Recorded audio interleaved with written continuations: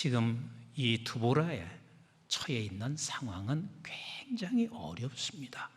이 가나안, 이들이 가지고 있는 철병거가 900대입니다. 오늘날로 표현한다면 미사일 900대를 가지고 있는데 나 자신에게는 그 어느 하나도 무기가 없습니다. 이런 상황에서 좀 더 그 이스라엘 많은 사람들 중에서 굳이 이렇게 여성 드보라 사사를 하나님이 붙잡아 쓰고 있는 이유가 있을까? 도대체 어떤 존재였기에 하나님이 드보라를 붙잡았을까? 드보라를 쓴 이유가 무엇일까? 두 가지를 여러분들과 함께 나누려고 합니다. 첫 번째는 같이 합시다. 가장 힘없는 존재, 가장 힘없는 존재였습니다. 여러분, 당시의 여자는요, 사람의 수에 들어가지도 않을 만큼 여자는 아무런 힘이 없었어요. 그래서 여성들을 이름을 부르지 않습니다. 그런 시기가 바로 이 사사 시기였어요. 아니, 더할 때였단 말이에요. 근데 하나님은 글을 들어 쓰고 있어요. 여기서 우리가 꼭 기억해야 할 하나님이 주시는 메시지가 뭐냐면, 우리 하나님은 우리가 가장 약할 때 하나님이 그의 손을 붙잡아 들어 쓰신다는 사실을 놓치지 마셔야 합니다. 아멘이신가요? 한번 모세를 생각해 보세요. 왜 하나님께서 모세를 쓰실 때 그가 왕자로 있을 때 안 썼냔 말이요. 왕자로 있을 때 쓰면 더 멋지잖아요. 그가 힘이 있잖아요. 권세가 있잖아요. 애굽의 모든 권세, 힘은 지금 모세가 가지고 있단 말이에요. 근데 하나님이 그때 썼어요, 안 썼어요? 안 쓰셨어요. 그가 그걸 쫓겨나고 그리고 광야에서 40년 동안 그렇게 힘들고 어려운 고난, 이제는 모세에게는 지금 주변에 사람도 없을 뿐만 아니라 아무것도 할 수 없을 그때 하나님께서 모세를 불러 호렙산으로 인도했어요. 그러니까 하나님께서 모세를 지금 내가 너를 통해서 이스라엘 백성을 애굽에서 건지겠다고 하니까 모세가 이해가 안 되지요. 그래서 하나님께 이렇게 반문한 거 아니에요. 왜 하나님 나를 부릅니까? 내가 무슨 할 수 있습니까? 하고 말을 하고 있습니다. 그러나 하나님은 모세가 나는 아무것도 할 수 없사 할 때 하나님이 그를 붙잡아 이스라엘 백성을 건져내시는 하나님의 놀라운 역사를 우리에게 보여주셨습니다. 그 모세뿐인가요? 요셉도 마찬가지 아니에요. 보디발의 집에 들어갔습니다. 그에게는 보디발의 집에서 모든 걸 다 맡고 있었습니다. 보디발의 힘이 요셉의 힘이었습니다. 그런데 이 보디발은 또한 그 나라의 모든 힘을 다 가지고 있는 소유자였습니다. 그런데 하나님은 그 보디발의 집에서 힘이 있을 때 하나님이 요셉을 쓰지 아니하고 아무것도 할 수 없는 옥에 갇혀 있을 때 하나님께서는 그 요셉을 틀어 하나님의 놀라운 역사를 이루시는 것을 우리는 너무 잘 알고 있습니다. 다윗에게도 마찬가지였습니다. 그가 놀라운 힘이 있을 때 하나님이 쓰신 것이 아니라 아무것도 할 수 없는 어린 다윗에게 그가 가지고 있는 것은 그저 물맷돌밖에 없는 그에게 하나님이 그때 하나님이 다윗을 들어서 사용하시고 계신 우리 하나님이세요. 아버지, 내가 할 수 있는 것은 없습니다. 이 코로나 전국 속에서 내일은 지금 암담하고 앞이 보여지지 아니하는 이 전국 속에서 내가 할 수 있는 것은 없습니다.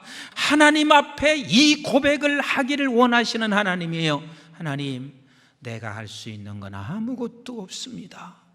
잘 보세요. 우리 주님께서 모든 만물을 다 다스리는 우리 주님이셨습니다.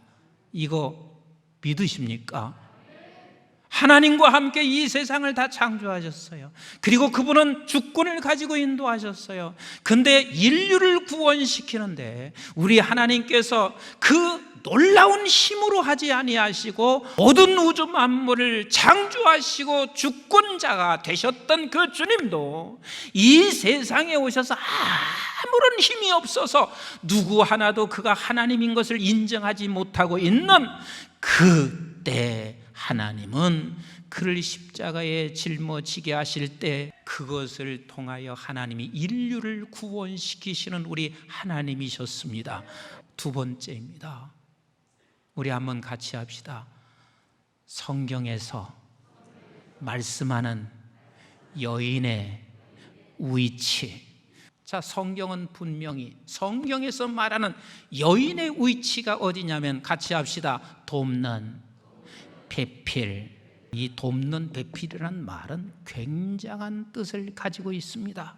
에제르 케네게드라고 하는 말인데 에제르 케네게디, 이것은 무슨 뜻을 가지고 있냐면 신약 성경에서는 보혜사 성령을 말할 때 에제르 케네게드라 이렇게 말을 하고 있습니다. 여러분, 하나님이 위대하셔요. 아멘. 예수님이 대단하시고 위대하신 분이십니다. 그런데 성령이 없으면 위대하신 하나님을 우리는 알 수도 없고 깨달을 수가 없고, 성령이 안 계시면 그 위대하신 주님이 드러날 수도 없고 증인이 될 수가 없어요. 그 여자의 역할은, 내 가정이나 어떤 곳에서든 여자의 역할은 어떤 역할이냐면 보혜사 성령의 역할이에요. 그러니 이게 얼마나 중요한 역할인지 모릅니다. 예수님에 대하여 우리가 가르침받고 생각나게 하는 것은 성령이 스승되셔서 성령이 오셔야만이 예수가 누구신지, 하나님이 누구신지, 성령이 없이는 아무것도 안 되는 거요. 마찬가지로 여자분이 없이는 아무것도 안 되는 거요. 그만한 존재가 바로 여자분들의 위치라는 사실을, 성경에서 말하는 여자의 위치는 같이 합시다. 대단하다! 대단하다! 이게 성경에서 말하는 여자분의 위치입니다.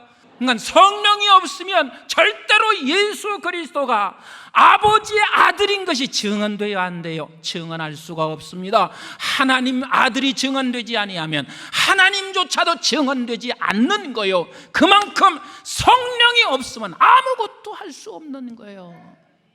그 보혜사 성령이 곧 지금 창세기 2장에 말씀하신 아내의 위치요, 아내에게 그 역할을 주셨다는 사실을 놓치지 마셔야 합니다.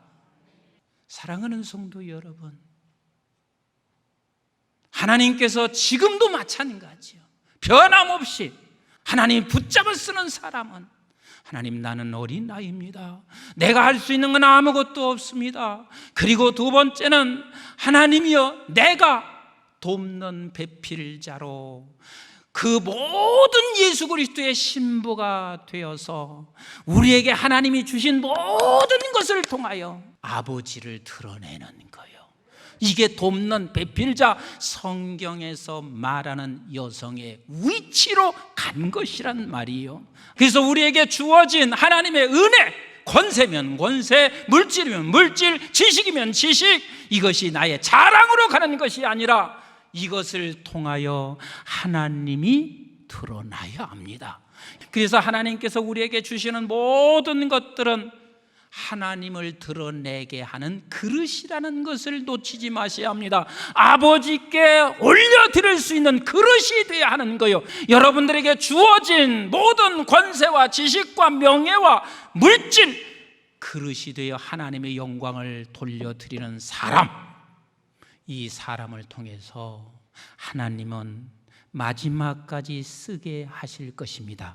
오늘 이 세상, 철병과 같은 이 세상 속에서 저와 여러분들과 우리 교회가 마지막까지 들어쓰임 받기 위해서, 주님, 나는 어린아이입니다. 내가 아무것도 할 수 없습니다. 그러나 나에게 주어진 것이 있다면 이것을 통하여 하나님 영광 드러나게 하옵소서. 부모를 떠나는 것이 아니라 내가 성숙하여 부모의 이름이 드러나게 하고, 내가 성숙하여 남편의 이름이 드러나게 하고, 이것이 보혜사 성령이 하는 일이요, 그리고 성경에서 말하는 여인의 위치입니다.